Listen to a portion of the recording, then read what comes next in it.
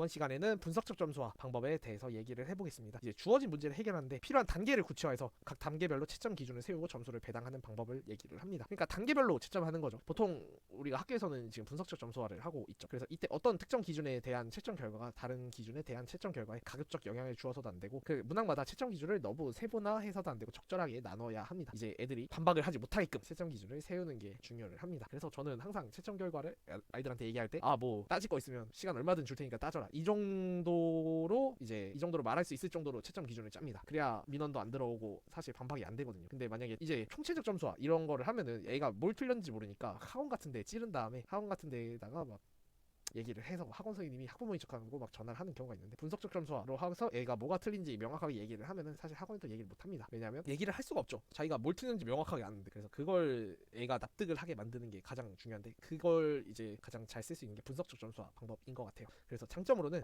주어진 문제를 해결 과정에 따라 단계별로 수치화된 점수를 부여함으로써 채점자 간의 평점차죠. 우리가 수학 선생님이 한 학교에 뭐 한 명만 있는 건 아니잖아요. 3-4명 있을 수도 있는데, 이제 동교과 새 선생님이 뭐 같은 학년에 겹칠 수도 있잖아요. 근데 채점 결과가 다르면 안 되겠죠. 그래서 분석적 점수화를 이용해서 채점자 간의 평점을 줄이고 동일한 채점자 내에서도 일관성 및 객관성을 유지할 수 있다는 중요 장점이 있고, 그리고 학생의 강약점에 대한 교사의 진단적 분석이 용이합니다. 왜냐면 뭘 틀린지 아니까. 그리고 학생의 활동을 점검하고 개선할 수 있는 형성적 피드백 제공합니다. 왜냐면 뭘 틀린지 아니까. 근데 단점으로는 학생 개개인의 답안지를 면밀히 좀 분석해야 하니까 채점에 많은 시간이 필요하죠.